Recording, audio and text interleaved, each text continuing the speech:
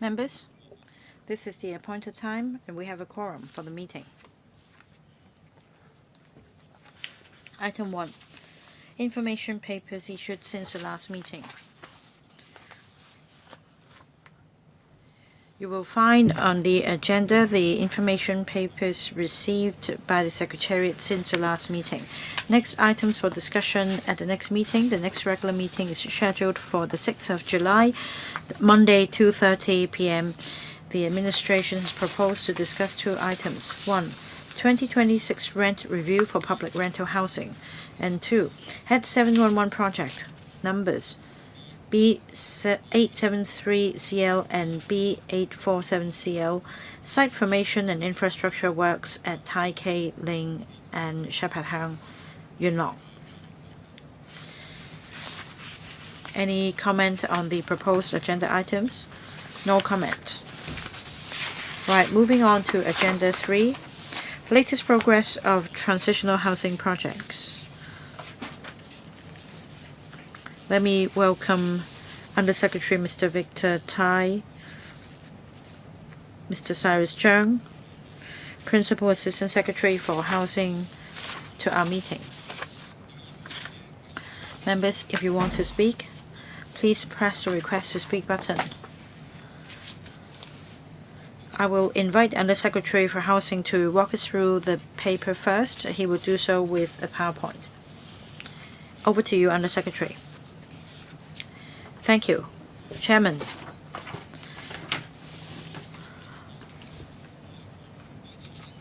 Starting from 2020, the government has implemented the transitional housing projects. From the beginning of 2022 to now, the government has provided over 21,000 units. So to be exact, we're talking about 21,158 units. All have been completed and commissioned. We've exceeded the original target of 20,000 units. And I'd like to take this opportunity to thank the Legislative Council, the District Councils, as well as various NGOs and different individuals, including developers providing land and government departments for their support and cooperation so that we could achieve this target. Coming back to transitional housing projects, we have adopted different construction methods. For example, some units are constructed using the modular integrated construction approach, that is MIC. The screen shows you this project called Poi Kong Hawaii Village. Now, we adopted the MIC for the low-rise buildings. We also have conversion projects. These are transitional housing units converted from either residential buildings or vacant school premises. There are in fact 4 such conversion projects, and I've just shown you this conversion project from the former Lao Ying School of Salvation Army. And there is also a conversion of industrial building called Light Factory. It's a conversion of one 6-story industrial building. This project was completed in April.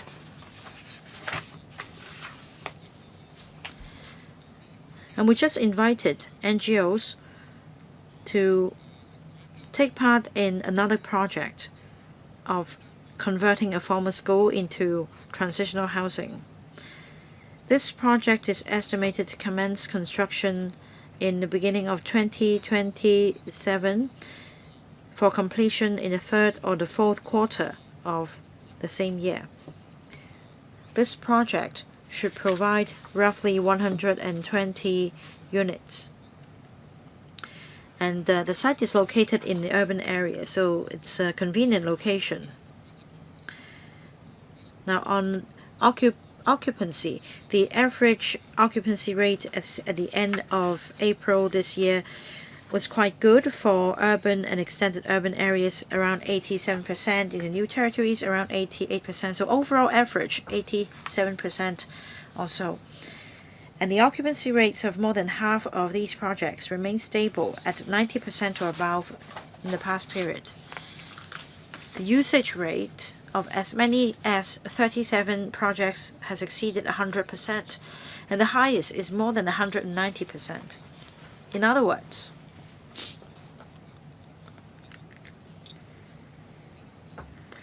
90% of units in these projects have been taken up at some point by two families altogether, with total number of persons staying reaching more than 39,000.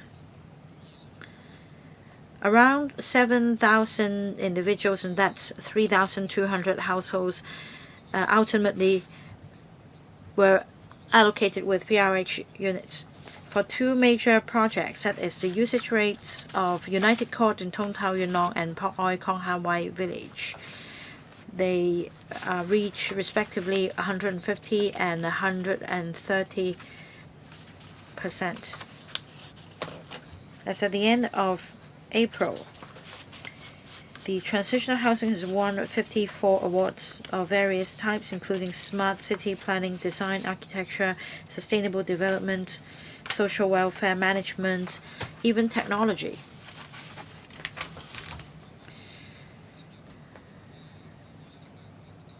Well, we've come with a proposal. That is, we propose to adjust the ratio. We fine-tuned the proposal previously.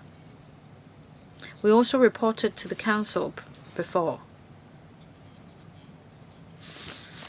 And we explained to members that we have continued to adjust the ratio of different tenant categories to suit the demand. There are 30 projects in which the ratio is adjusted from 60 to 40, 50 to 50, or 20 to 80. And these projects cover the different ratios in urban and extended urban areas, as well as the new territories. The adjustment has allowed NGOs to have more flexibility in helping Category B tenants, with a view to optimizing the use of resources so that transitional housing can help more people. Now, with more PRH units coming on stream, more Category A tenants will be offered either PRH or light public housing. So on this basis, and together with the implementation of the basic housing units regulatory regime, we propose to further adjust the maximum allocation ratio of Category A and B tenants from 60 to 40 or 50 to 50 in urban and extended urban areas to 40 to 60.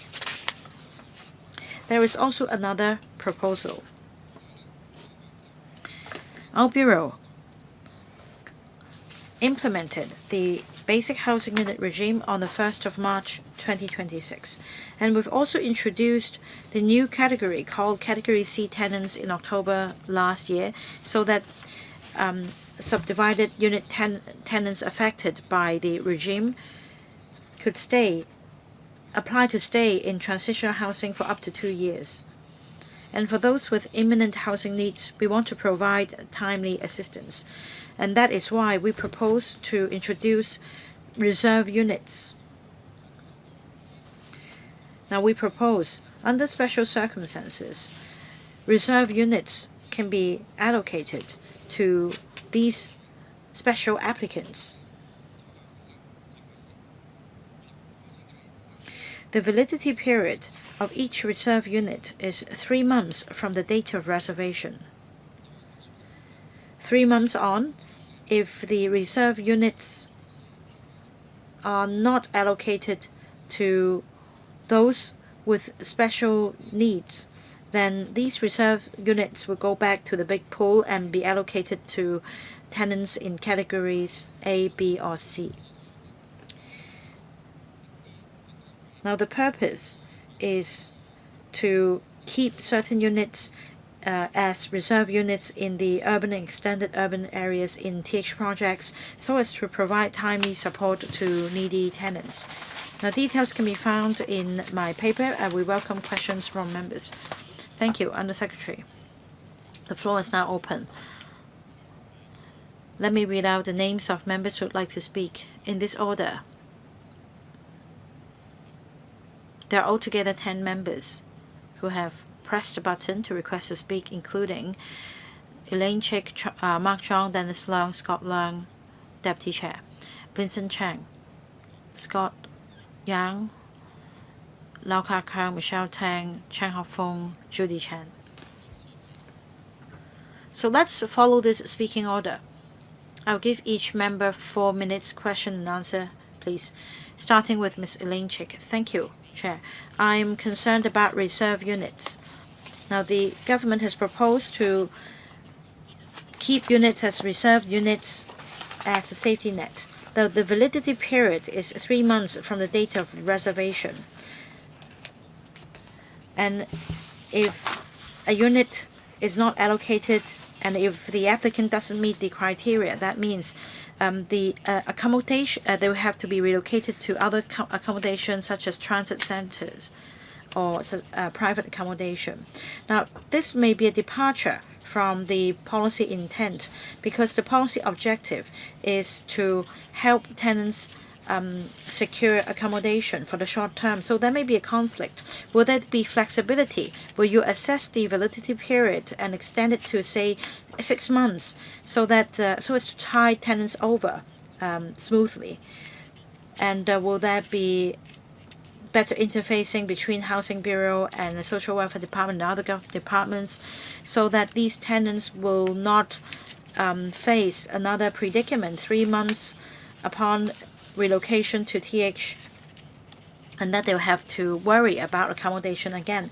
I know that at this peak there are 180 reserve units available, but according to some scholars and economists, there are 110,000 subdivided units in Hong Kong, accommodating 200,000 households. So will 180 reserve units be sufficient to meet the demand? Because in light of the BHU regime's implementation, there may be a need to accommodate these SDU households with imminent housing needs. Will there be figures available? Undersecretary, thank you, Chen. Thank you, Ms. Chick, for your questions. Let me answer question 1 and question 3 together. When it comes to housing policy, we need to consider this matter in a comprehensive manner. We have traditional public rental housing. In the coming 5 years, 196,000 units will be commissioned. We also have light public housing, and as I mentioned, we also have 191,000 such units of transitional housing to help categories A, B, and C tenants. Now, there are tenants living in subdivided units, and in fact 48% of them are also applicants for public rental housing. Over 20% of them are eligible applicants. Around 80% of them will become eligible in the future. So, for those exceeding the income asset limit, there aren't many in number.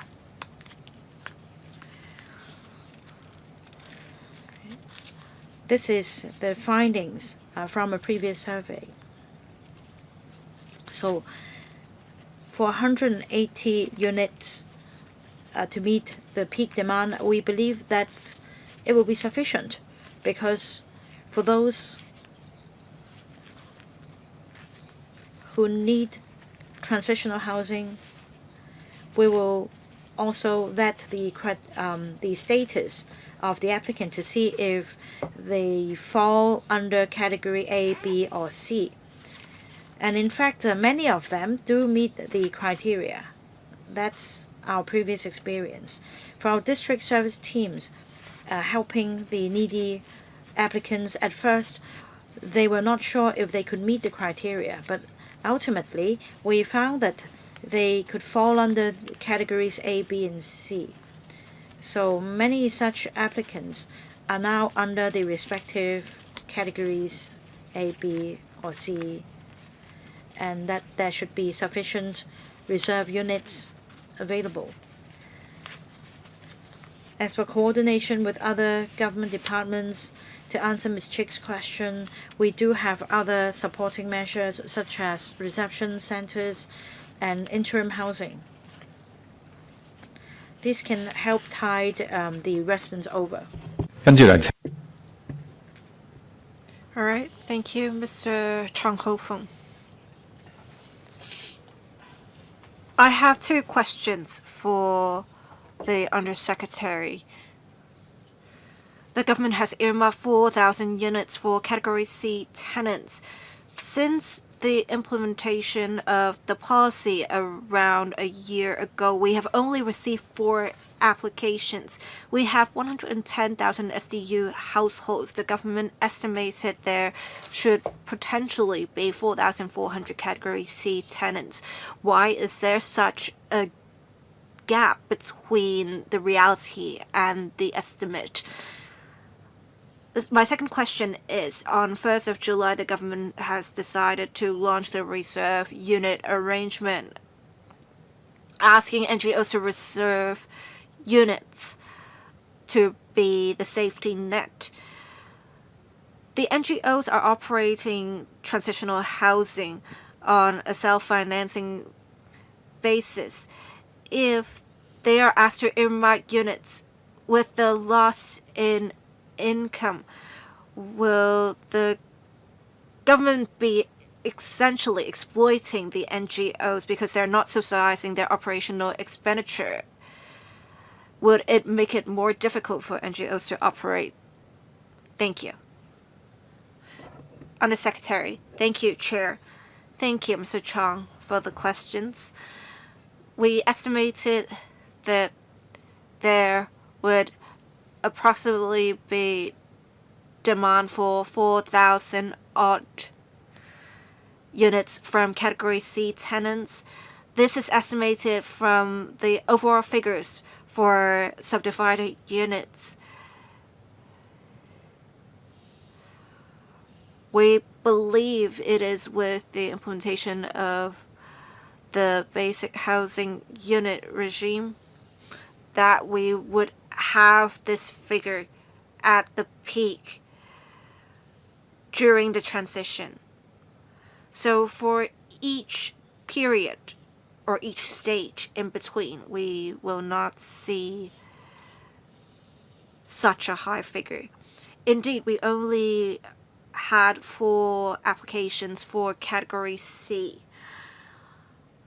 but we actually helped quite a number of households move out from subdivided units. There were a few hundred of them,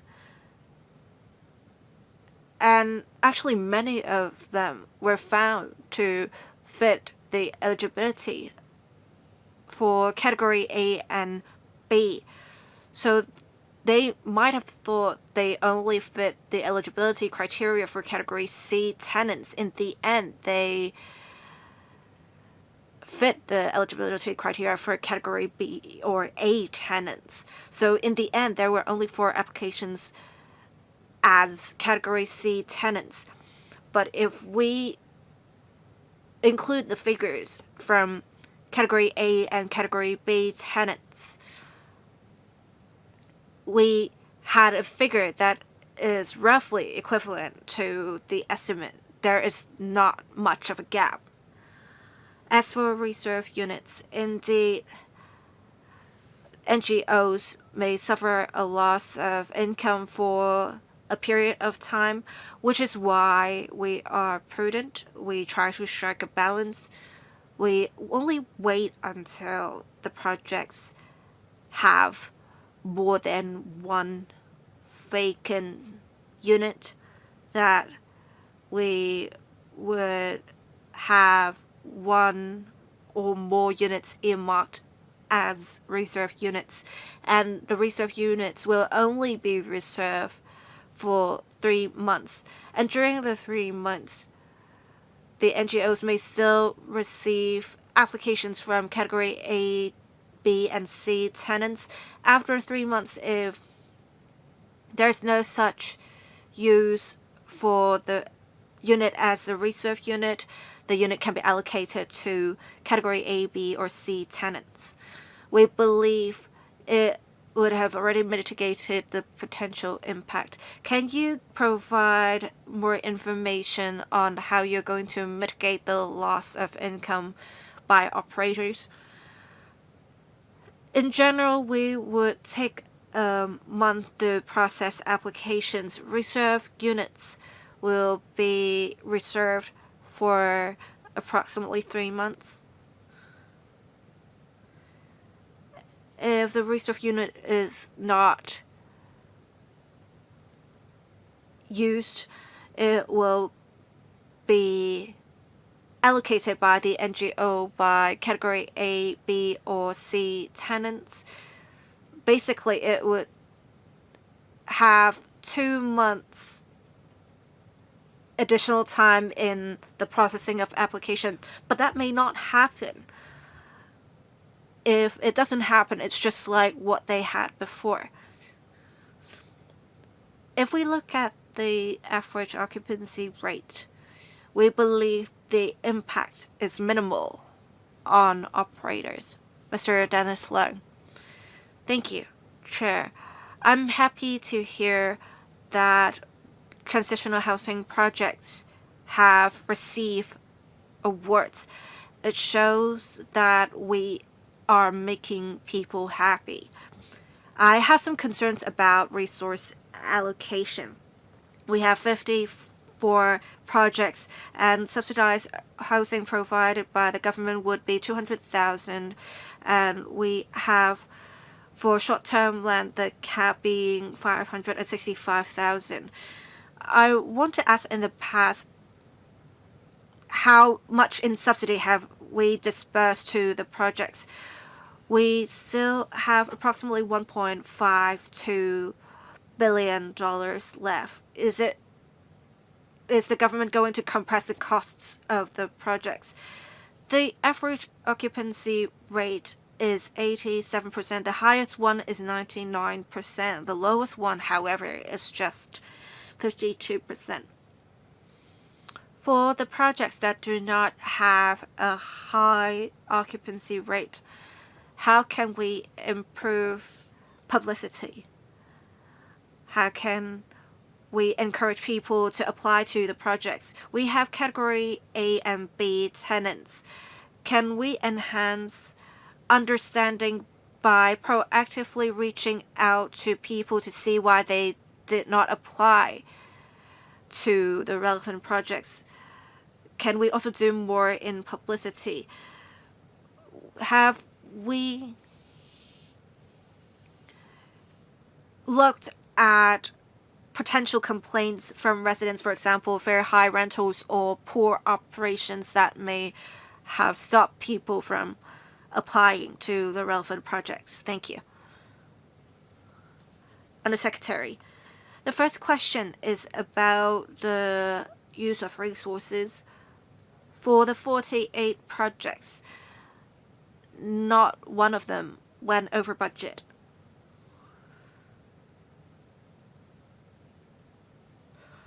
We had certain projects that have received a lower number of applications than we expected, but it is not far from our estimates. I do not have the specific figures here, but there is not much of a gap.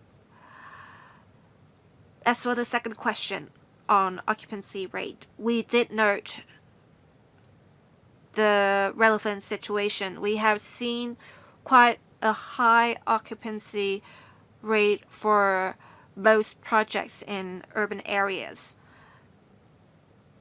which are above 90%.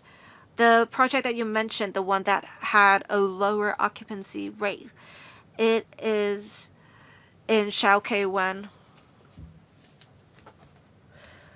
We already reserve some units to be used by residents of the Taipo Far in Minghua, Daiha, and we have some units that are completed in phases. We only have some units made available recently.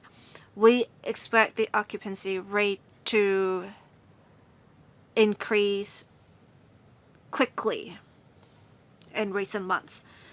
We have done quite good publicity. We have some projects that have maintained an occupancy rate of over 95%. We do hold meetings with NGOs to explore how we can do better for transitional housing projects. Publicity is a part of it.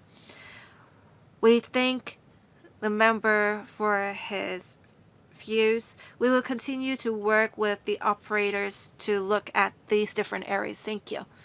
Mr. Leung Kwong, Deputy Chairman. Thank you, Chair. I support the taking forward and continuous implementation of transitional housing projects. They have been receiving awards. It really shows the achievements of the administration. I think in future we should have different housing policies, especially with the addition of Category C tenants, because when there is such emergency need, SDU tenants will be able to be rehoused. I think reserve units also work well to help those who are forced out with the transition into basic housing units. I understand there is an approval mechanism in the paper. Right now, care teams identify the households with such needs, and then they will have to make applications. Afterwards, there will be central allocation of units to the relevant households. So there are several steps. Will you set some milestones and the specific periods for processing so that we can have some sort of indicators for each step? The Housing Bureau has worked well with district councilors and care teams, especially for buildings that may have some issues. We had, for example, a building that was acquired by a developer, and there were many SDUs in the building. How can we help the residents? I hope that there will continue to be good communication in future. Thank you. Undersecretary. Thank you, Chair. Thank you, Mr. Leung, for the questions. About the processing time for reserve units. For units to be allocated to Category A, B, and C tenants or for related applications, we ask operators to complete processing of the applications within a month. That would include submission of documents, meeting with the applicants. We do understand reserve units will be used for emergency, which is why we have a central allocation arrangement. We have care teams help, or the district service teams help, and then with them submitting the cases to Housing Bureau, we will look at the specific applications. We want to make sure we have some units available for the use of SDU tenants So we do need to have some sort of screening. But in general, we should be able to allocate the reserve units within a week. 入住 Now, if possible, please consider allowing them to stay there first before you proceed to vet their status. Right, next, Mr. Vincent Chang. Chairman.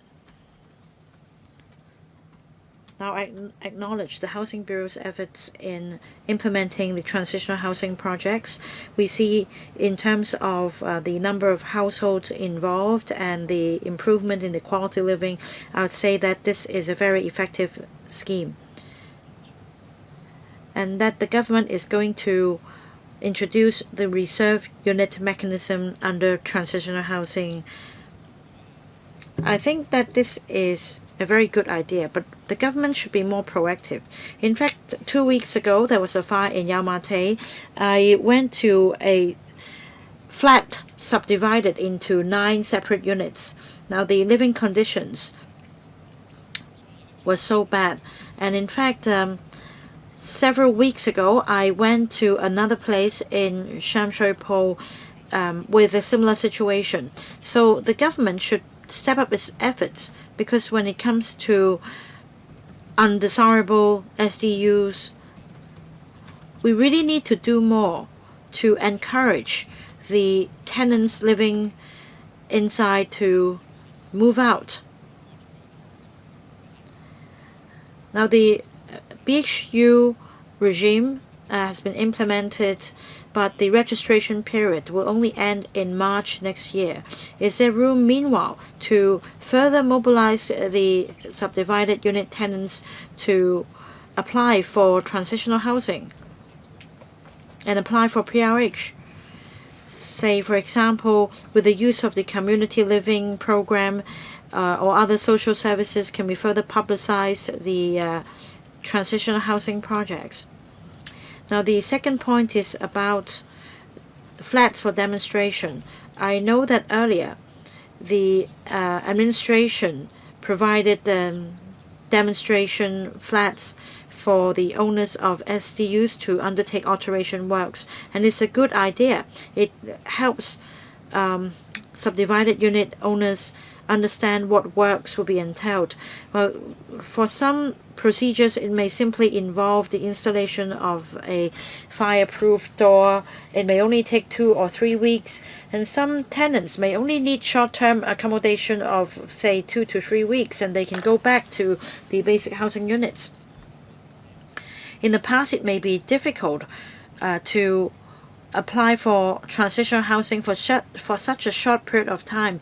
But now is it possible to provide a very short-term accommodation arrangement for these affected SDU residents through transitional housing? Thank you, Chair. Thank you, Mr. Chang, for the questions. This is something that we do notice, in particular in relation to the overall hygiene and the living conditions of these subdivided units. And that is why we spare no effort in encouraging the affected SDUs to apply for either transitional housing or light public housing. We have 6 district service teams, and we continue to mount publicity with the help of the 6 DSTs. We target the SDU households as well. There are altogether some 80 talks held with over 6,000 participants, and we will continue to work in this direction. And we also take a proactive approach. For example, we visit buildings with a high number of subdivided units. We also distribute leaflets there to help tenants apply for transitional housing. As for the flats for demonstration, indeed, we show owners that in fact simple alteration works will suffice. It will only take 2 to 3 weeks. And the purpose of introducing reserve units is exactly to meet the demand for short-term accommodation of this nature. But at the same time, we need to make sure that the operation remains smooth. It should operate as transitional housing and not something akin to a guest house or a hostel. So at least the tenancy agreement should be a month, and that afterwards the tenants can move back to the improved basic housing unit. The same applies to a Category C tenant. The tenancy should be at least a month. Next, Mr. Kisanyang. Thank you, Chairman. I learned from the figures that the transitional housing projects are effective in terms of the usage rate and the occupancy rate. For example, for occupancy, it's as high as 87%, and usage rate, it could be 150, 190%. So it's very satisfactory. Now, about those allocated with the public housing unit, the percentage is quite low. It's just 17.5%. Is there any way to boost this figure? As for turnover, overall usage rate is 150, 190. That represents a high turnover rate. But I'd like to know more about turnover of flats in general. The second question is about the withdrawal mechanism. The transitional housing project started in 2020 for a period of 5 years, and for some of these projects, they are approaching the end of the 5-year lifespan. And in fact, for some of the projects, they are reaching the midway. They've been there for 2.5 years or 3 years. So can you explain the withdrawal mechanism? Because as I understand, for some sites currently used for transitional housing, some residents would like to see the end of it so that the site can be vacated and developed into, say, a community facility to support the community. Undersecretary. Thank you, Chair. To answer Mr. Yang's question on overall turnover situation, 3,200 residents have been given a public rental housing unit. Now, we talked about 19,100 households as the overall figure, but that's in fact counting from the beginning of 2022.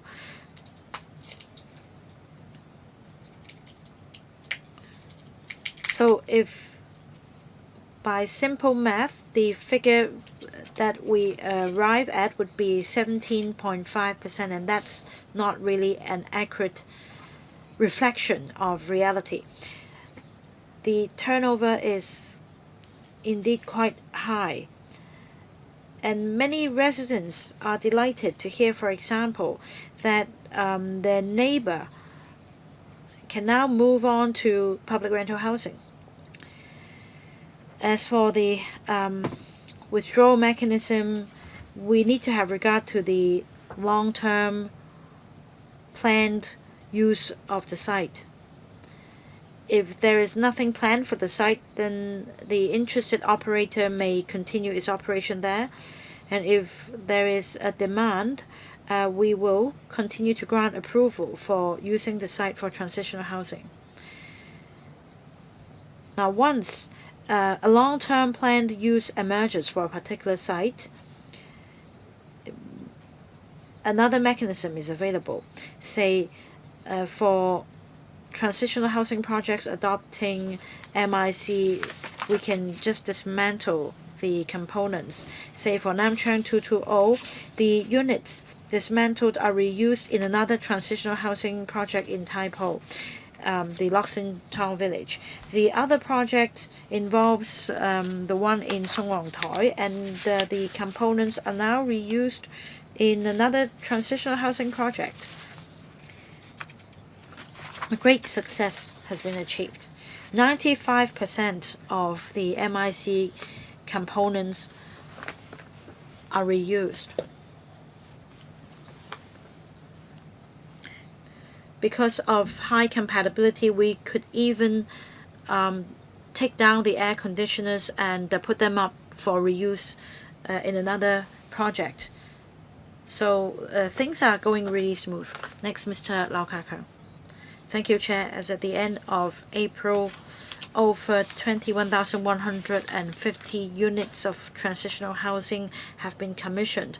I acknowledge the work of the Housing Bureau on transitional housing. I also support optimizing the use of TH resources to help people with different needs. But here is my question. According to paragraph 10 of the paper, the usage rate for 37 projects have reached 100%. For individual projects, even 190%. And according to paragraph 11, the TH projects have received positive response from the community. In order to tie in with the implementation of the basic housing unit regulatory regime, the administration has set up the new category called Category C tenants to provide assistance to SDU households with imminent need for temporary accommodation due to enforcement action under the regime. Will the government consider further enhancing the mechanism so as to provide better support for different types of tenants of transitional housing, such as elderly, the disabled, or single parent families, so as to give them more suitable and timely support? Paragraph 17 of the paper refers to optimizing the use of the remaining funds for NGOs to participate in converting vacant residential premises or non-residential premises. Now, how does the government make sure that these conversion projects will cater for the needs of grassrooters and that they'll be put first?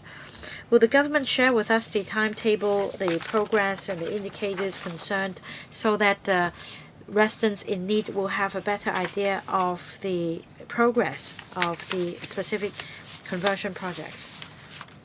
Under Secretary. Yes, thank you, Chair. To answer the member's question, indeed, for 37 TH projects, the usage rate has exceeded 100%. For individual projects, the usage rate has gone above 190%. Our goal is to increase the usage rate as well as the occupancy rate. In fact, we consider during the application stage whether there are special needs, like Mr. Lau just now mentioned, for elderly tenants, the disabled, and also those with imminent housing needs, as well as households with children.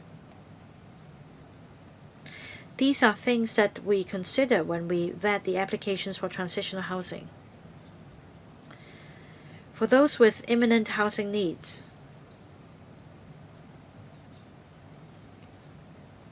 together with the factors I mentioned, they will of course be given priority. And when circumstances permit,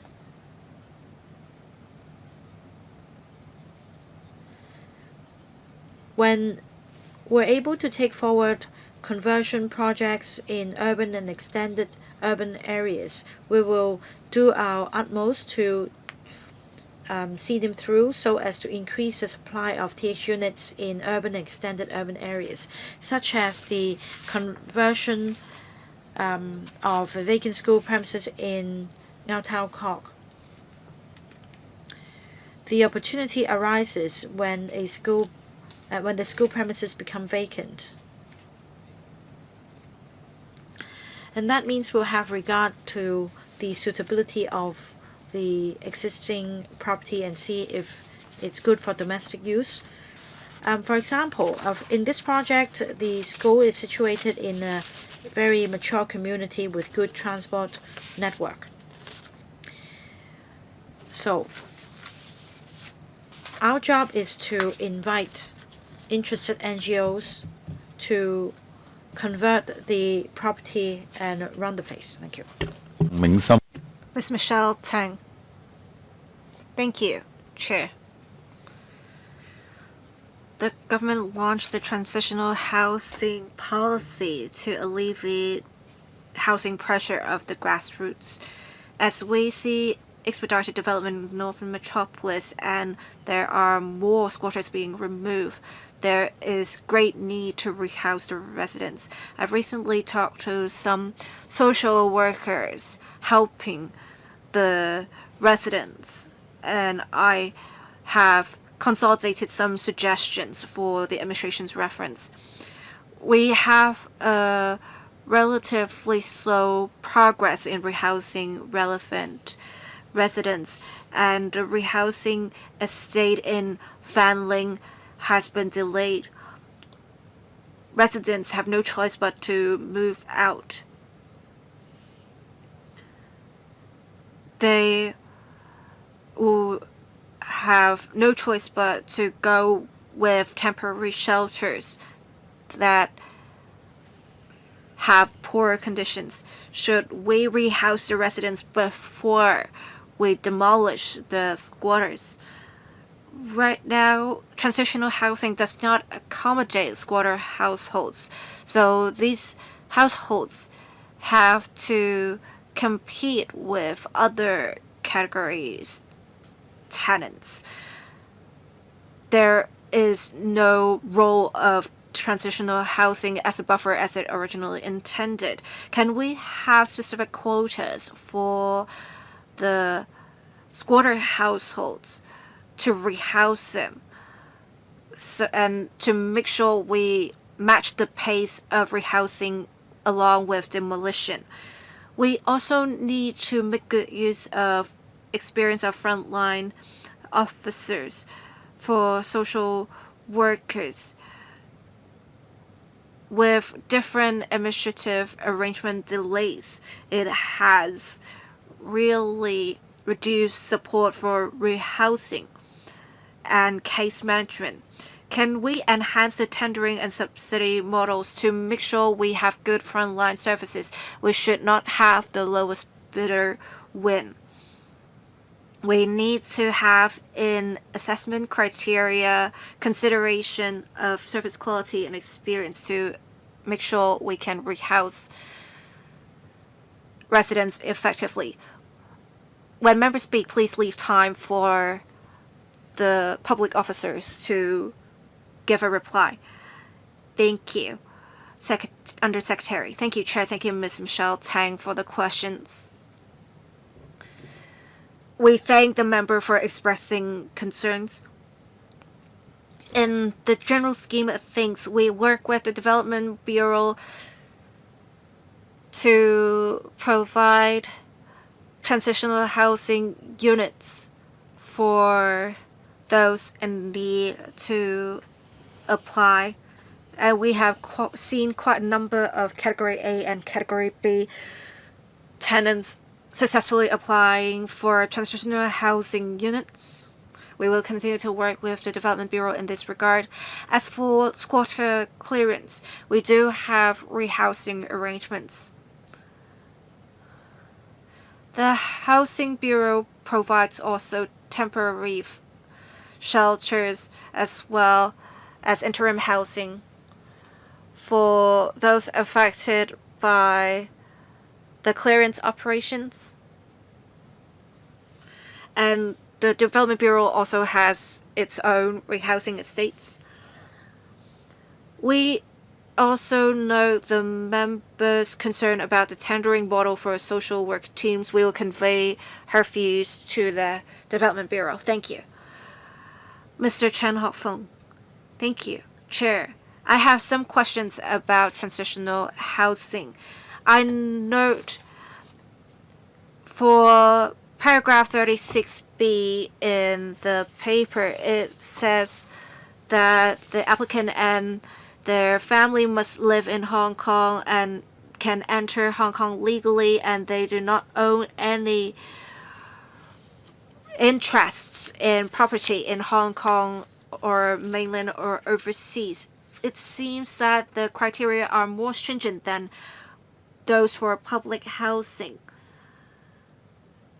I mean, even if one has an overseas property, they just need to calculate that to make sure it does not exceed the asset limit. I also want to ask whether the operators of transitional housing are incurring a profit or a loss in their operations. If they are incurring a loss, they need to clear away the structures, and I believe the 550,000 is for the clearance of structures. If they do not have enough money to clear away the structures, in the end, we have to make use of additional public money. Have you been regularly reviewing the operator's financial position to make sure they're operating on a sustainable basis?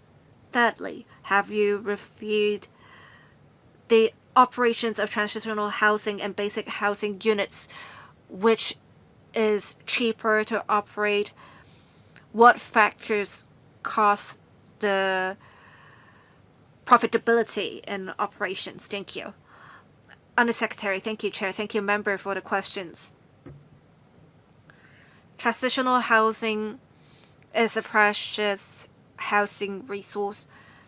We need to have regard to priority to allocate the units to those who are most in need. So we definitely prioritize category A and B tenants, and then it's the category C tenants as well as applicants applying for the reserve units.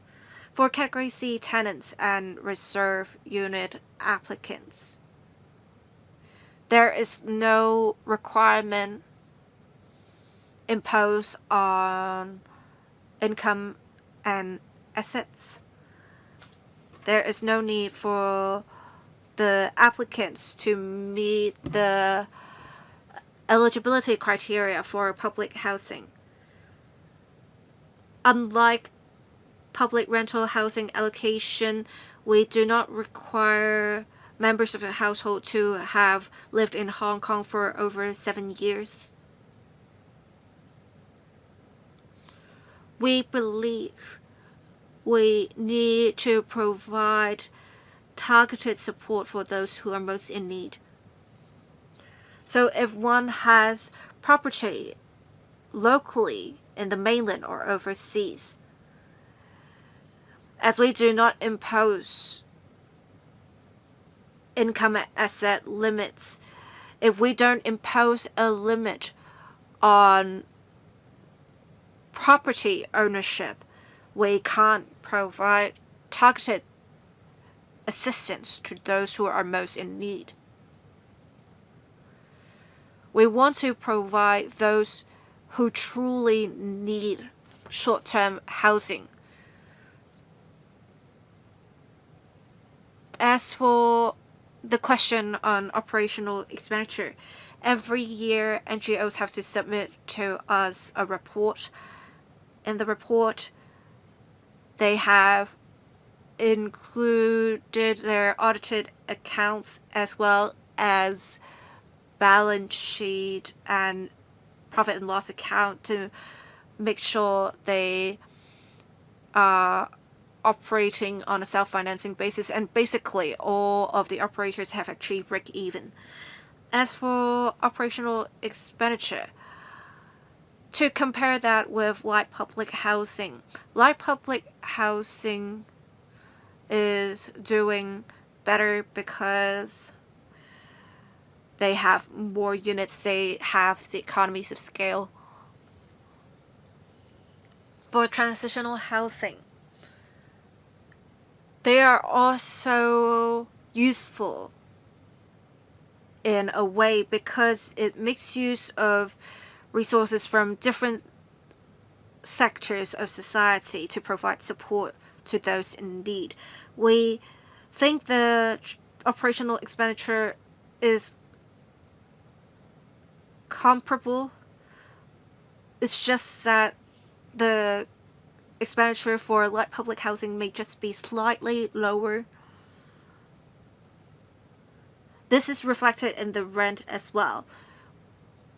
The rentals for transitional housing units are slightly higher than those for like public housing units to make sure they can achieve break even with a higher operational expenditure, Ms. Judy Chen. Thank you, Chair. We want to have transitional housing provide emergency support for citizens, and we've seen it play an important role in this area. With saving costs and developing new sources of revenue, we do have some funding left over. I believe it's $1.5 odd billion. You have converted some other premises to transitional housing, such as school premises or industrial buildings. If you have to convert these premises, the costs likely would have to double. Will we exclude these projects for the remaining $1.5 billion that would help us save money and we can build more units? Next, in terms of ratio, we are quite flexible. Right now, it's 6:4. In future, for urban areas or extended urban areas, it can go to 4:6. Is there room to adjust the ratio even further to, say, 3:7? We have a relatively adequate supply of public rental housing. We will have more people housed by public rental housing. There should be a decline in demand for transitional housing units. Is there room for further adjustment of the ratio? Thank you. Undersecretary. Thank you, Chair. Thank you, Ms. Chan, for the questions. For the way forward, for transitional housing units converted from non-domestic premises, it doesn't come by easily, which is why we'll cherish each of the opportunity when we see it.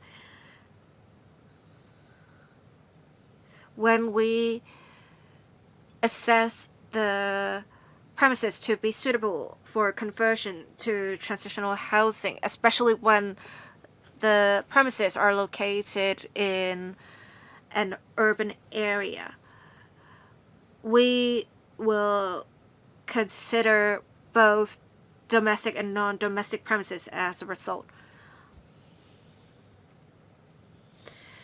In the past few years, we have made adjustments to the ratio. We do not rule out the possibility of, due to changes in circumstances, especially with the second half of this year, we will have 20,000 odd light public housing units available, and in 5 years, we will have a significant increase in the number of public rental housing units.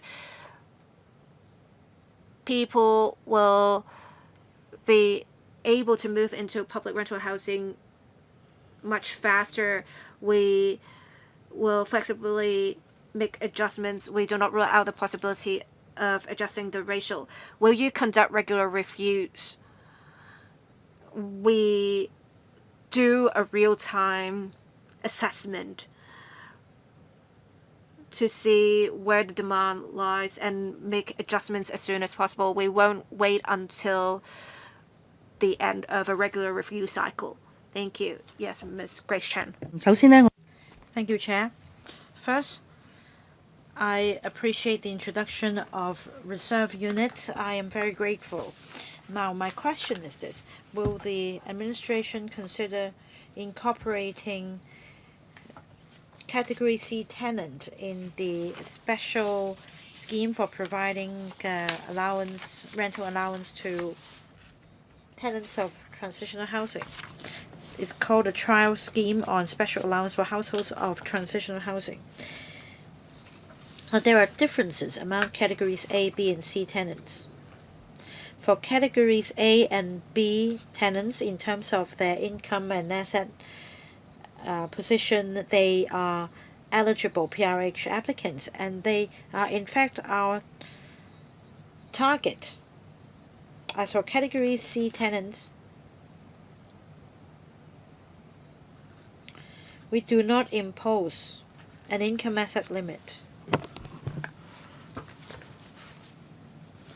Well, that is to say, let me put it this way.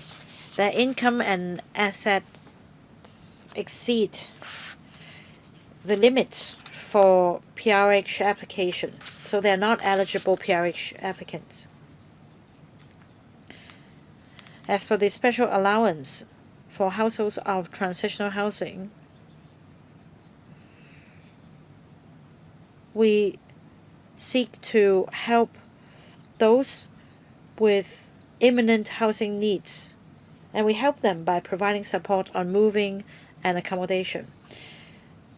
So they will be reserved for categories A and B tenants.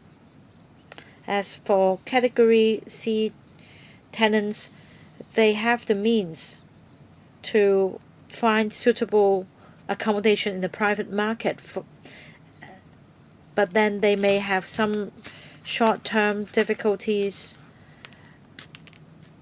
and that is why we only provide short-term accommodation in the form of transitional housing for category C tenants, and we have no intention of extending this special allowance scheme to them. I'm the last one to speak. First, I acknowledge the government's efforts in fine-tuning the operation of the TH projects, especially the introduction of reserve units.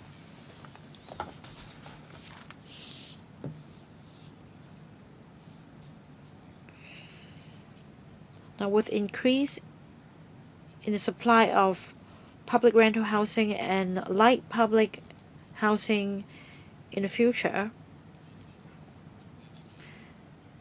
my question is whether there is any arrangement to wrap up the transitional housing initiative,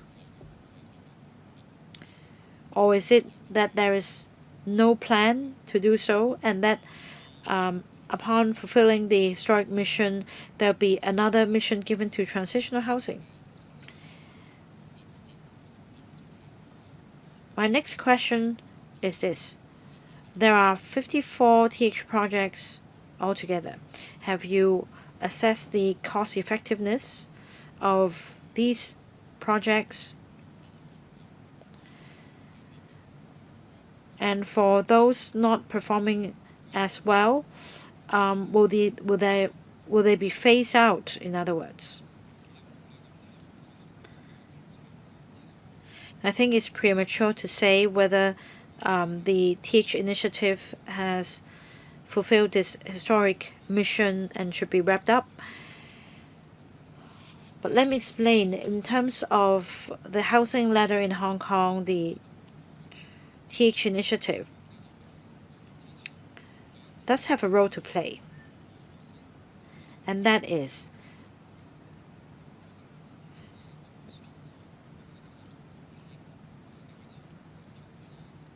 for the tenants waiting for the allocation of PRH, they will be given relatively clean and safe accommodation at a reasonable level of rent. So it's a form of transitional housing for them. And in recent years, we came across inclement weather such as typhoons and other natural disasters, flooding, in which some households may have immediate and imminent housing needs.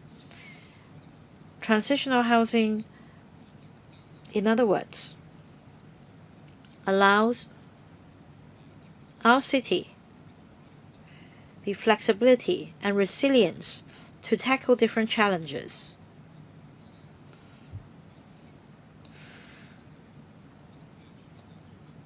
So I'd say that the transitional housing has continued to play different roles and fulfill different functions. It's not for me to say whether transitional housing will be wrapped up at some point, but then we do have light public housing and transitional housing playing different roles.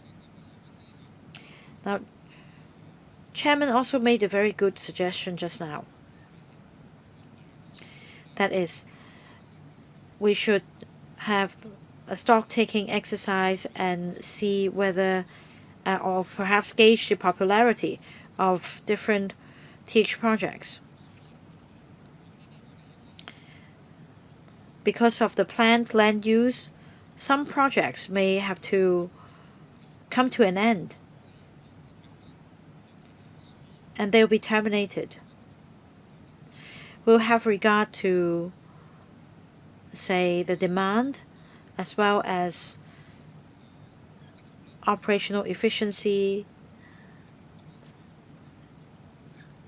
and whether they suit the market needs before deciding whether the project should continue. We'll be taking a very prudent approach because housing are valuable resources in Hong Kong. Let me ask another question. The usage rate, or rather the occupancy rate, is some 80% at its peak, but there are also projects with a lower occupancy rate. Have you considered the viability or sustainability? If losses are incurred, then have you assessed the operation of these projects? Chairman, these transitional housing projects are financially independent. That is, after the construction stage, it's for the operator to be financially self-sustaining. So they will have this in mind as well. All right. All members who wanted to speak have spoken. So that's all for this item. The next item is the latest progress of the total maintenance scheme. Thank you, Undersecretary and PAS.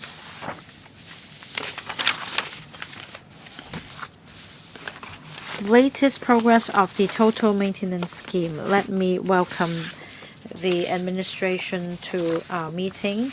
We're joined by Mr. Michael Wong, Deputy Director, Estate Management Housing Department, Ms. Wong Kam-wah, Assistant Director, Estate Management Housing Department, Ms. Tracy Sin Choi Si, Senior Maintenance Surveyor of Housing Department.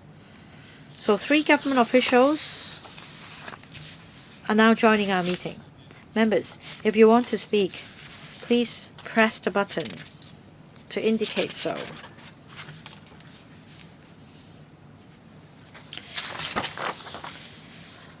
I will invite the administration to walk us through the paper with a PowerPoint. Who will take the lead? Mr. Hong. I'll give the floor to my colleague and she'll spend about 10 minutes. Chairman, members, good afternoon. The Housing Authority attaches great importance to the repair and maintenance of PRH units. The total maintenance scheme is a crucial scheme to adopt people-oriented management and enhance asset quality and expand the lifespan of PRH units. I'll introduce the latest progress to members. The original intention of the total maintenance scheme is to improve people's living environment and make our stock last longer. And starting from 2006, we have adopted a 3-pronged approach. That is, we take proactive measures to prevent problems, we identify potential maintenance items at an early stage, and we address issues at the initial stage with a view to solving problems as early as possible. Now, for estates aged between 10 to 30 years, we arrange for in-flat inspections once every 10 years. And for estates aged 30 years or above, we increase the frequency of in-flat inspections to once every 5 years to ensure that resources are allocated with precision. We plan to provide total maintenance support to residents in a one-stop manner. And there are different phases in order to minimize nuisance costs to residents. Before we start the program, we take multiple channels to mount publicity. Apart from posting notices in housing estates, we also make use of the panels to disseminate information. We also issue advance notices to tenants to explain the details, and we provide them with a channel for booking appointments. Then we will dispatch in-flat inspection ambassadors to visit units. We visit different households. We start by explaining the inspection process to tenants. We also make use of tablets to introduce the standard facilities and conditions to tenants, and it can be done within an hour. We'll check comprehensively different facilities such as doors, windows, drainage, and then we explain the inspection result to tenants and explain all the follow-up items. We also take this opportunity to give them tips on maintenance. Now, some PRH units may have elderly residents or other residents with special needs. There may also be miscellaneous items or furniture that may block our inspection of windows and walls, and with the consent of residents, we'll help them move them away and put them back in the original position. Now, for in-flat on-site inspection, the accompanying building maintenance workers will be equipped with a trolley loaded with common spare parts so as to provide immediate inspection and repair on spot. But we're talking about minor repair items. For more complex issues that cannot be resolved on the spot, such as the replacement of a kitchen door, the building maintenance workers will make use of an app on the phone to issue an works order for follow-up action. Now, this works order comes in the form of a list. It's used for tenants' record as well, so as to reassure them. In relation to the privacy concern, because the workers may need to go to the flat on numerous occasions. So in phase 4, we've adopted a new approach. For more complex issues, we will coordinate the works, and only when all the materials have arrived at the estate will the frontline staff contact the tenant in question, so that we'll strive to complete the works in just one day, and that tenants will not need to take leave of work. There are 12 standard items covered by the HA's TMS, and that is involving ceiling, walls, windows, drainage, etc. That's the 12 items on the checklist of TMS. We check, say, the floor slab, drainage, wooden door, iron gate, power supply, connection, mobile signal, security, and also gas supply. These are major items for needing minor repair on a day-to-day basis. And very often we are talking about aging faucets, and we may need to clean the gutter in the bathroom and repair door locks. These are minor items that require timely handling, or else the flat's condition may deteriorate. So under the TMS, we act like family doctors, and we try to treat ailments as early as possible. As of April 2026, we've completed inspection for 79 estates covering 206,000 flats, and we're also proceeding with the inspection of 26 estates. According to our independent survey, 80% 80% response rate was received. Over half of them said we meet expectation, and over 96% gave us positive recognition. So that's an increase comparing to the response rate in the last phase. And also for total works ordered issued, from phases 1 to 3, the proportion continued to decline, standing at 0.51, 0.54, and 0.39. For phase 4, the figure in the first quarter dropped to 0.31. That shows a continuous decline and the effectiveness of our strategy. And according to data for estates aged 30 years or above, the overall maintenance situation remains stable, and many of these works order involve only minor repairs, and the overall quality remains good. For phase 4, we have put in place smart appointment booking channels. We have some letters or in the iHousing application included QR codes for tenants to scan to make appointments. We provide such arrangements to provide facilitation to tenants in making appointments for maintenance. With the multi-pronged approach, we have in phase 4 the response rate of over 95%. We also put in place arrangements where we will make calls in the evening as well as during Saturdays, and we also book in with the residents in advance to have a higher response rate. In terms of communication and interactions, we do have mobile educational booths where we'll have in-flat inspection ambassadors briefing residents on the arrangements with multimedia content. We tell tenants about the specific knowledge in maintaining their facilities that enhanced awareness of residents in properly maintaining the relevant facilities. We also have models in the mobile booths to tell tenants when a sink is clogged and they should notify the housing department early on.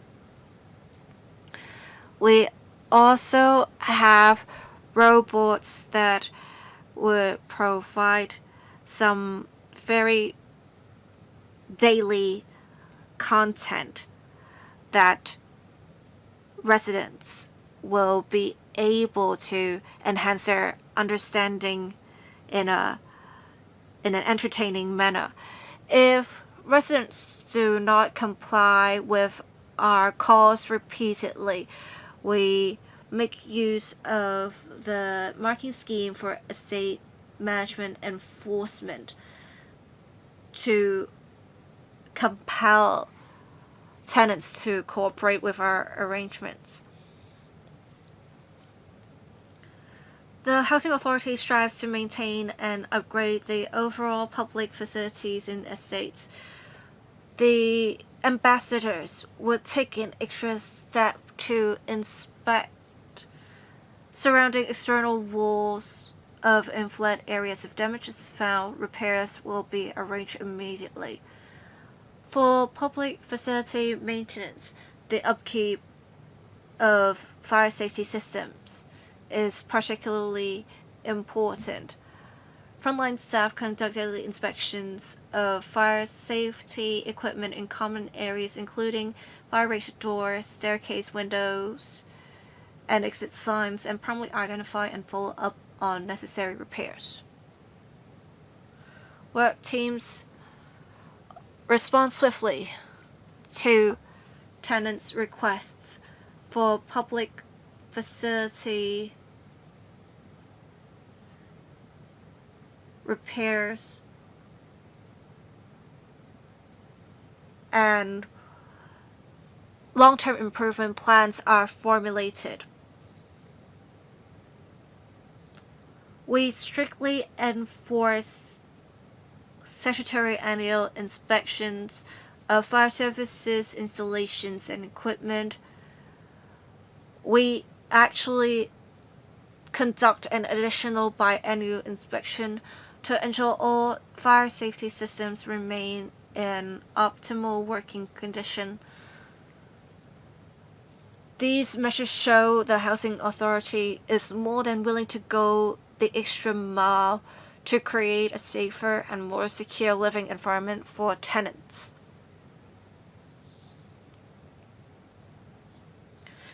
In terms of enhancing safety of public facilities and promotion and education, the Housing Authority has been doing well. In future, we hope to enhance allocation of administrative resources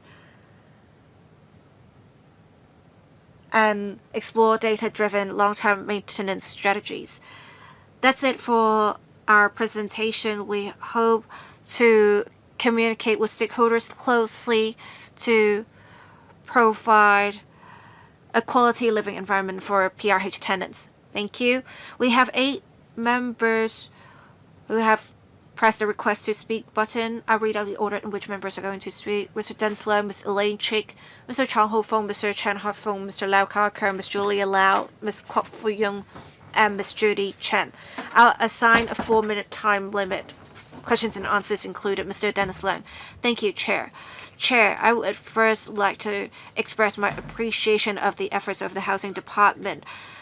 Starting from 2006, at the beginning, there were many issues, and it has been 20 years. They have continuously incorporated feedback given by district councillors as well as LegCo members to improve relevant arrangements, for example, with booking.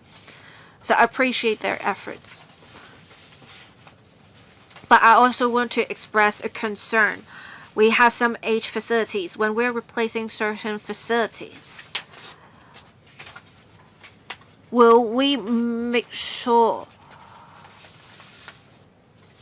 we will update the relevant standards if some parts cannot be replaced?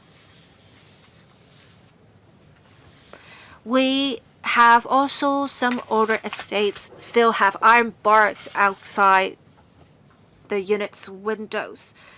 When there is damage, the iron windows are replaced. Can we have an upgrade to make use of, say, aluminum windows to create a more favorable living environment for tenants? We also have some PRH facilities where tenants have to pay for the repair costs themselves. How many such facilities are there? Thank you.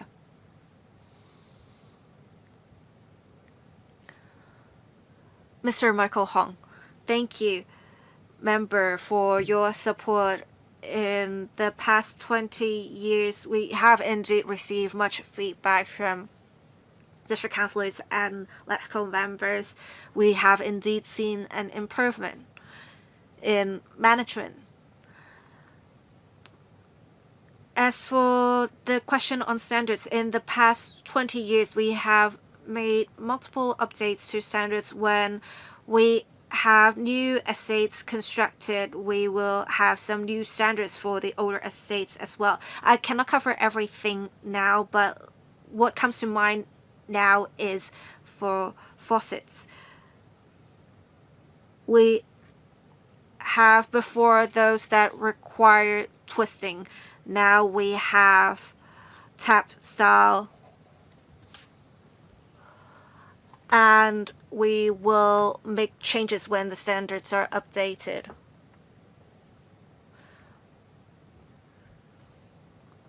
We will also replace windows with aluminum windows, or tenants can replace the windows themselves as long as they comply with the relevant standards.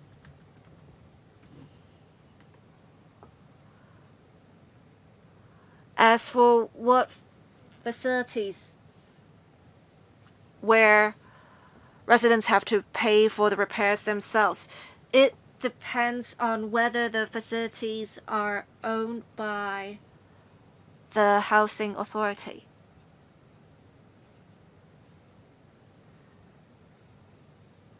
If it is not normal wear and tear, even if it's HA's facilities, the tenants would have to pay for the repair costs themselves.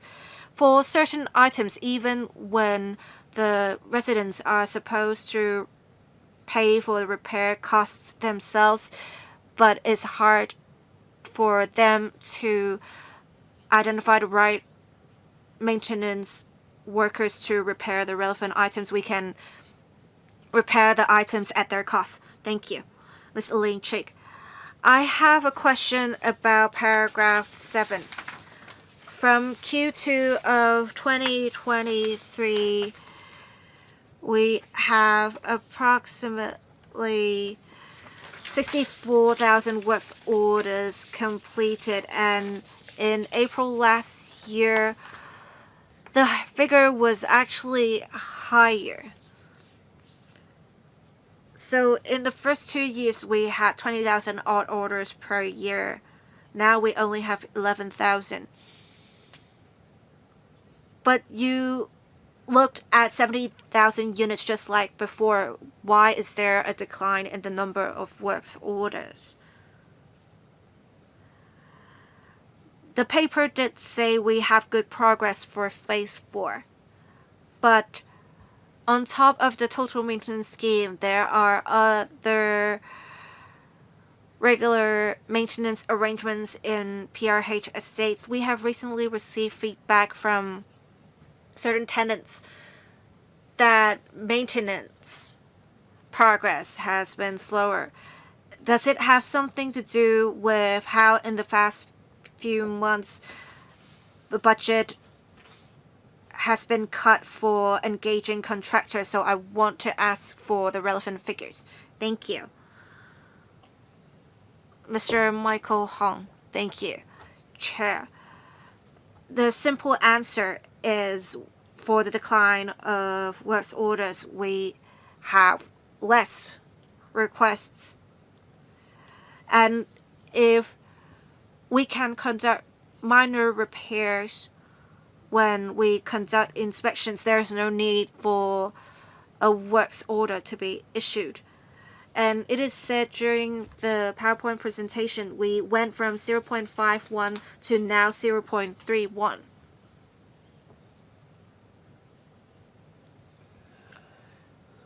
So basically, only 31 units out of 100 units would require us to issue a works order.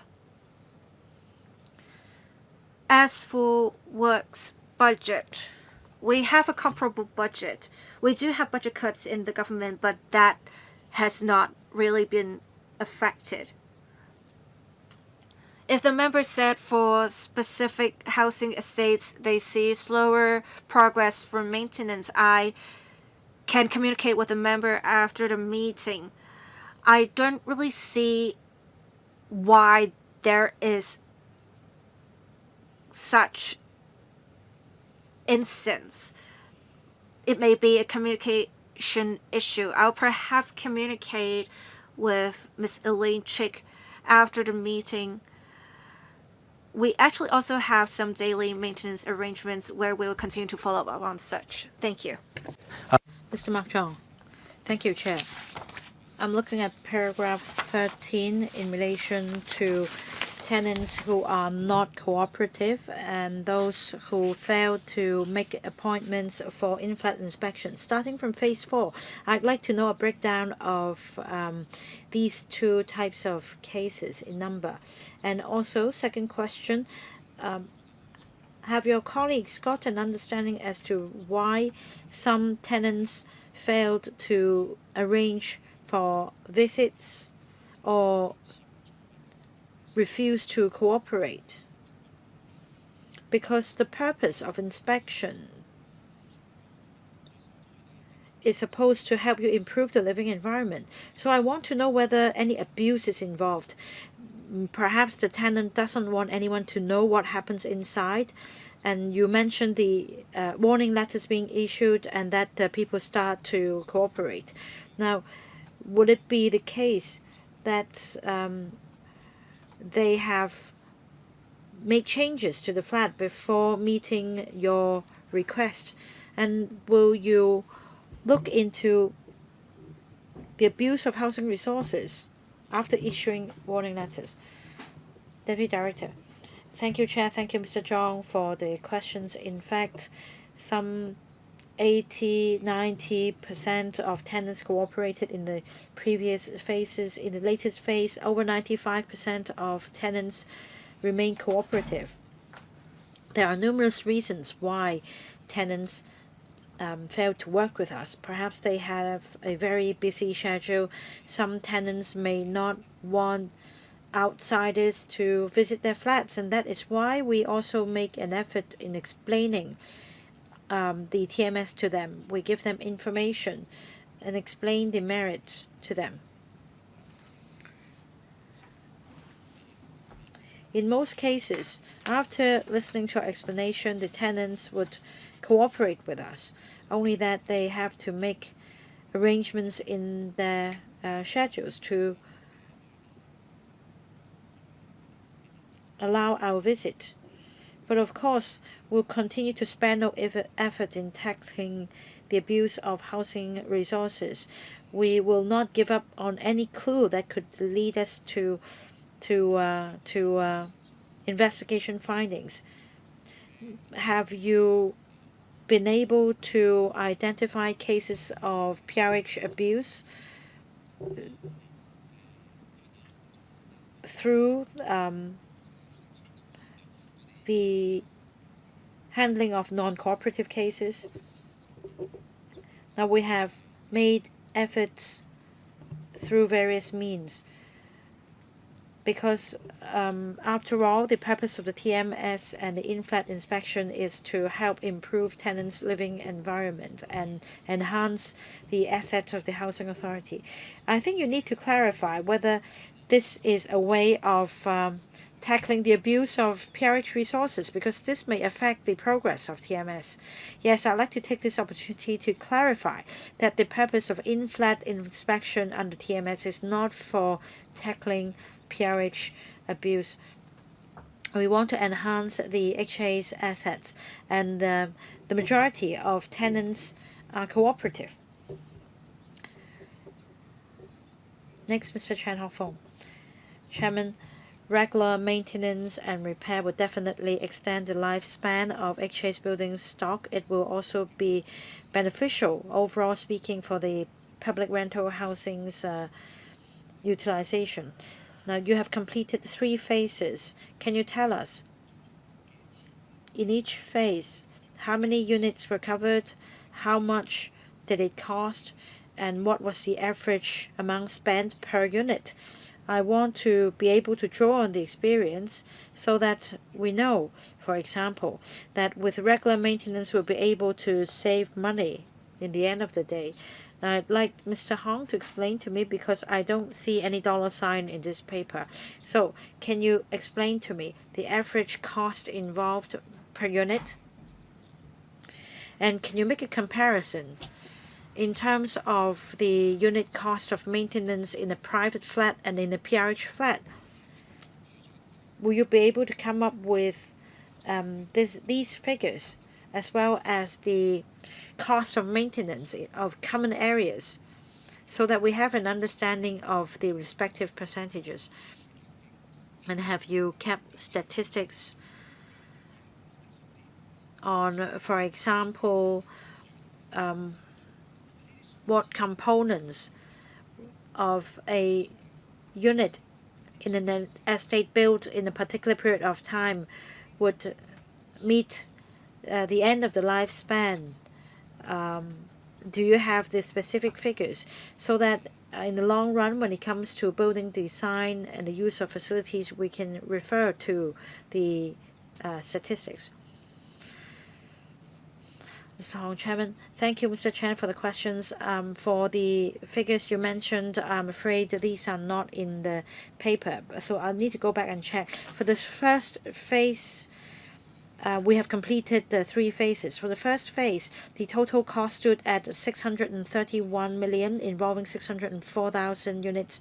The second phase, the cost was 560 million, involving 376,000 units. The third phase, $728 million, involving 365,000 units. And the fourth phase, about 500,000 units. And we have spent $375 million so far. We have digitized our processes.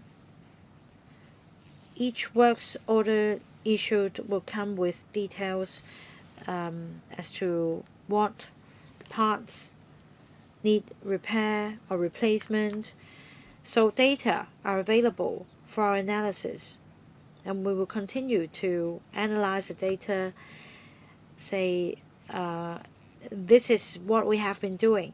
We check what components or parts tend to go bad more quickly, and then we change the design.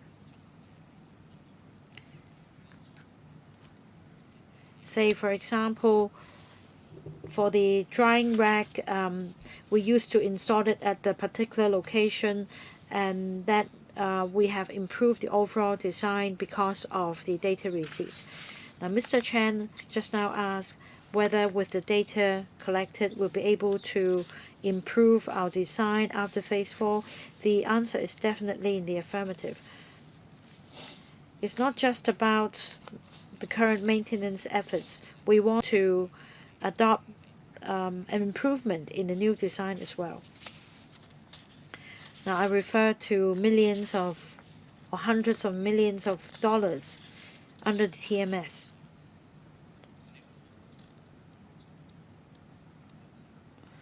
But in fact, it's less than 10% of the overall budget for management and maintenance repair every year. Next to speak, Mr. Lau Ka-keung. Thank you, Chair.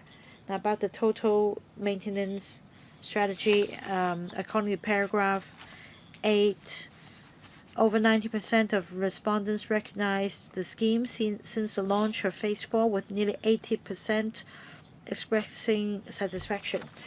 Now, I also acknowledge the scheme, I support it, but I'd like to raise my concern.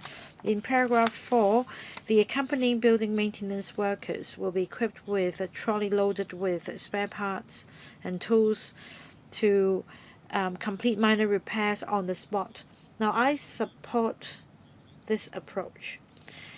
Will the administration consider walking the extra mile, and that is to follow the practice of the Hong Kong MA's coin collection truck? That means you announce the schedule as early as possible so that for tenants in need, they can refer to the schedule and make advance appointments. This can help optimize the use of resources and enhance service coverage. For more complex issues that cannot be resolved on the spot, the ambassador will immediately issue a works order to the contractor via a mobile app for follow-up and will instantly print the records for tenants' keeping. However, there are elderly tenants and those with special needs living in public rental housing. We need to make sure that they are in full grasp of the content and the progress as well. Will you consider providing this function in the app? And that is, the works order will automatically be forwarded to a designated family member or a carer of the tenant in question. And for those with a visual impairment or for elderly tenants, will you consider enlarging the font or providing an audio version of the works order so that they will find the content more accessible?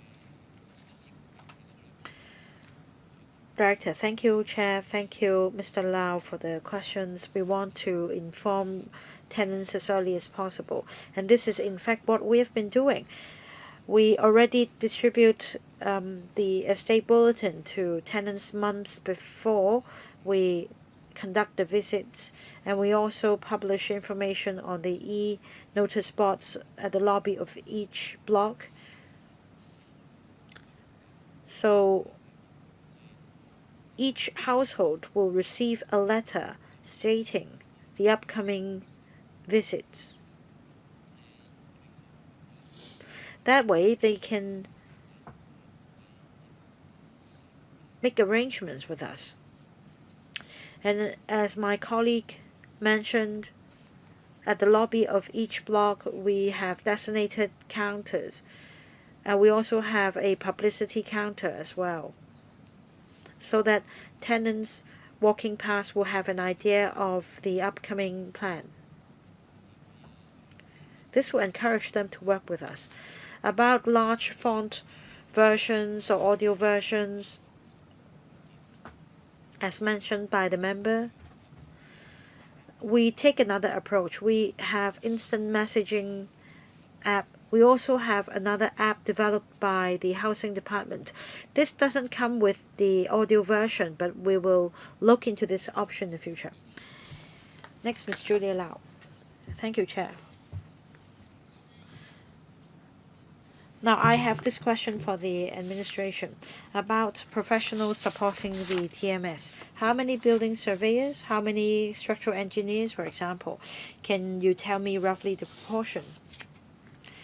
The paper refers to the in-flat inspection ambassadors inspecting the window sills and windows, and only if when it's necessary will they inspect the exterior walls. So I'd like to know whether there are professionals in your team inspecting the common areas and facilities. The second question is, according to the audit report, about 80,000 households did not cooperate in the in-flat inspection efforts. In the latest phase, you achieved over 90% success rate in flat inspection. So for estates with a lower rate of success in flat inspection, will you focus your resources and enhance publicity? Director, thank you for the questions. We have one senior building maintenance surveyor for coordination, and also a number of surveyors supporting his work.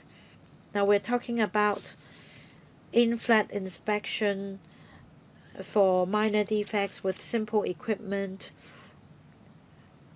So for these practitioners, we provide on-the-job training and guidance to them. They usually possess, say, the relevant diplomas or higher certificates.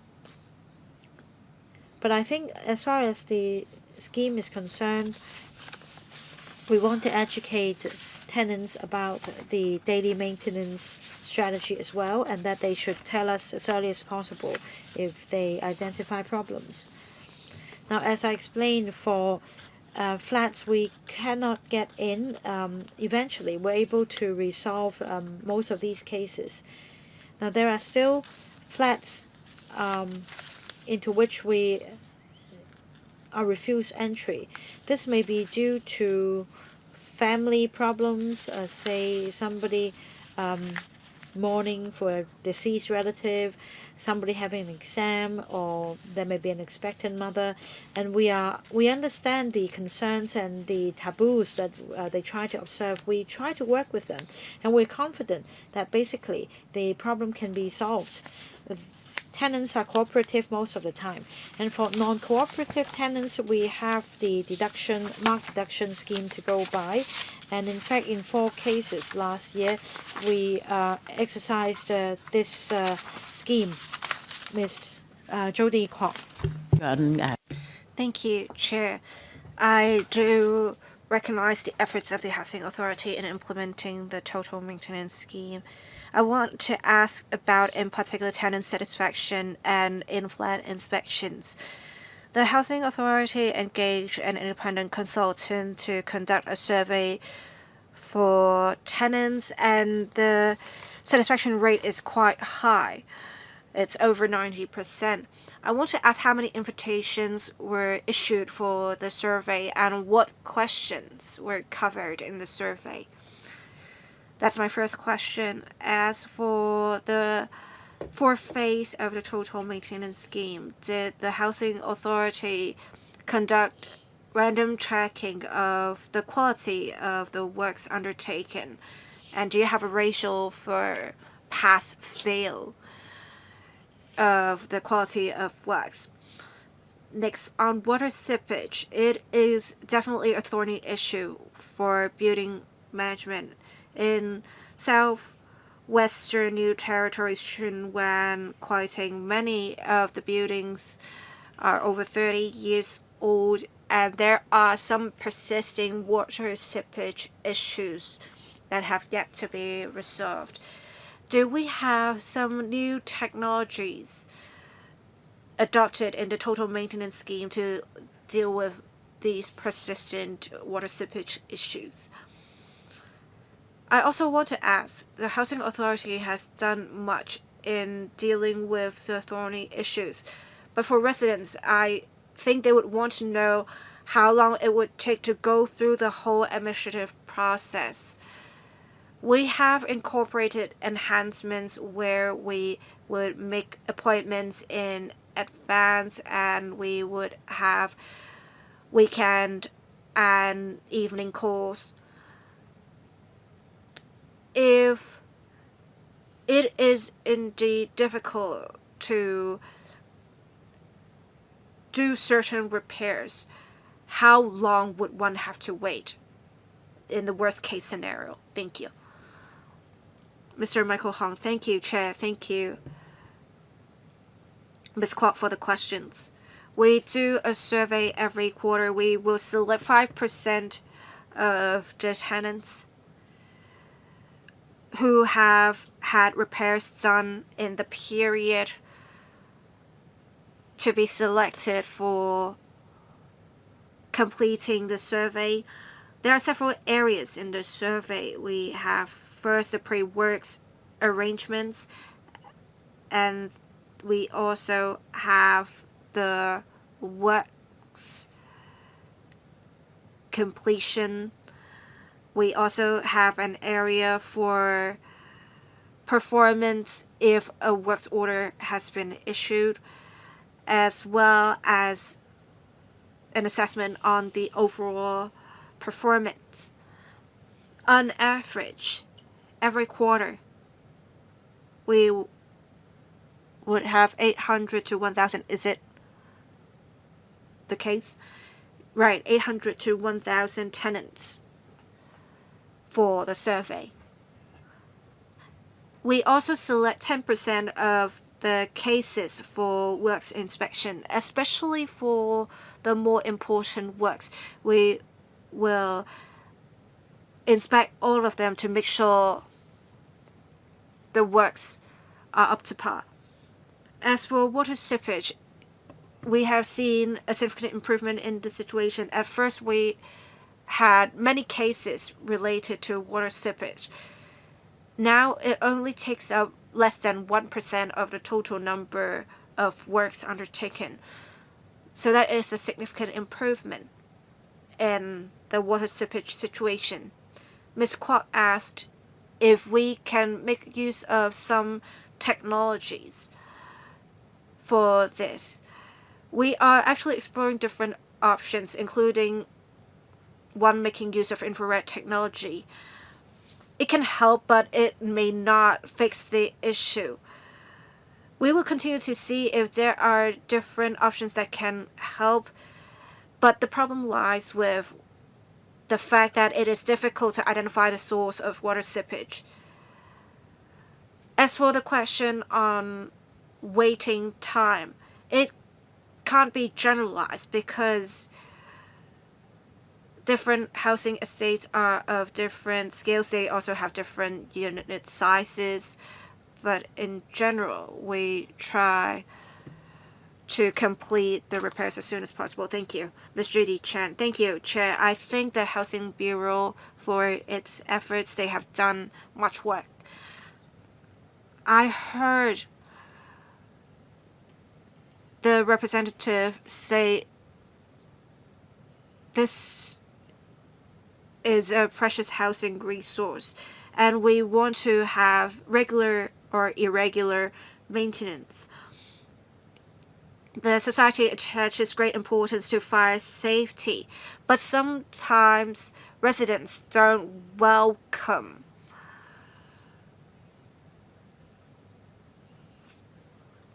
people going to their homes. If we are already doing repairs in their units, can we try to do more publicity work on fire safety and perhaps also deal with other issues such as hoarding?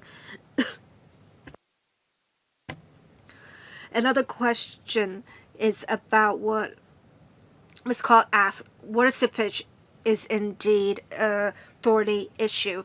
I want to ask if there were a lot of cases related to water seepage, and if there are some cases that cannot be resolved even with multiple layers of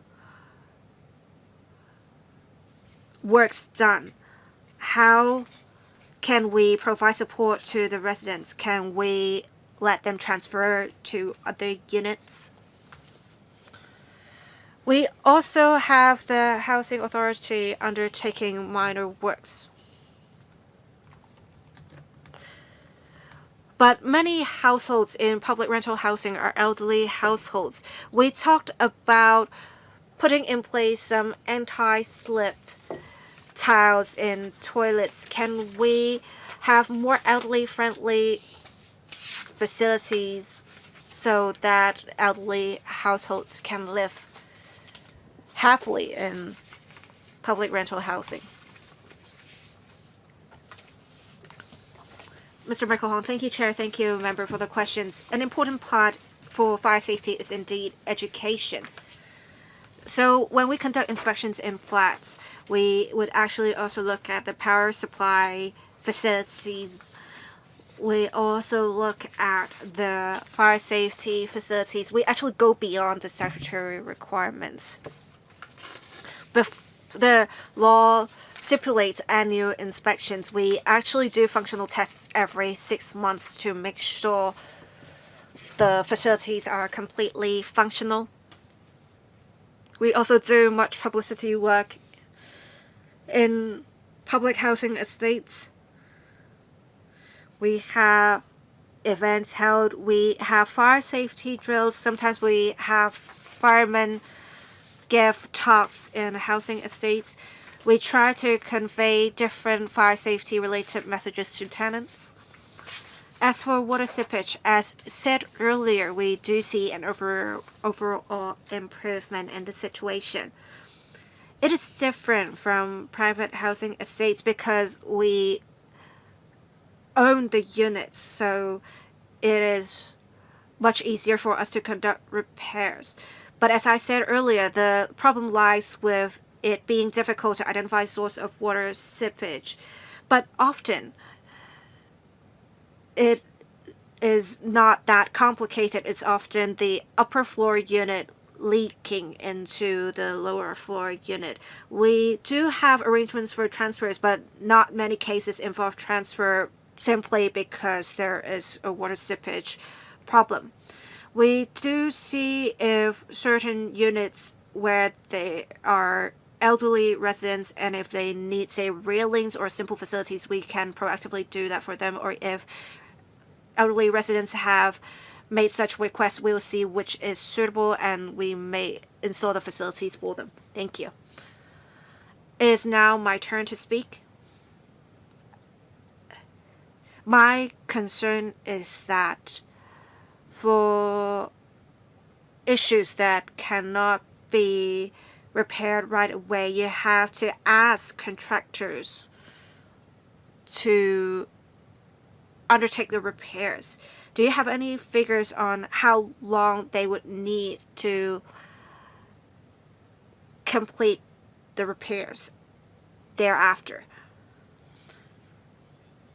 Another question of mine is on a persistent issue. As many members said, the water seepage issue is a thorny issue. We may only have a small number of water seepage cases in proportion, but how many cases have you successfully resolved of water seepage? If we look at the situation in older estates, often water seepage would cause the spoiling of concrete. So it is a serious problem. Can you talk about how many cases you have successfully resolved of water seepage? For the total maintenance scheme, I want to ask if you have special treatment for older housing estates. Do you have targeted support for older estates to enhance repairs? Thank you. Thank you, Chair. Some works cannot be undertaken immediately because they would need to order some of the components, for example, the door, the window. We will need to make appointments with residents, but generally it won't take long. Within 2 weeks, it can be done, and within 1 day, the facility can be installed because these are pretty much standardized. As for water seepage cases, we only see a very, very small number of cases that cannot be resolved. For tenants purchase scheme units, it may be more difficult. But because PRH estates, the units are owned by us, we can resolve the problem. It may not resolve the problem overnight because we have to track the source. But we continue to follow up on the cases, and our target is to resolve all of the relevant cases. Should there be spoiling of concrete, we hope residents will tell us, and we will have officers deployed to see if it is caused by water seepage, and if it is water seepage, we will deal with it. For the older estates, we do distinguish between the older estates and newer estates. For the older estates that are aged 30 years or above, we would go there more frequently instead of every 5 years. And we'll deal with any issues immediately if we can. Thank you. Thank you, Mr. Michael Hong. We had all members who have pressed the request to speak button speak. Thank you, public officers who have attended the discussion of this item. Any other business? Is there any other business to be proposed by members? If not, meeting adjourned. Thank you. 拜拜。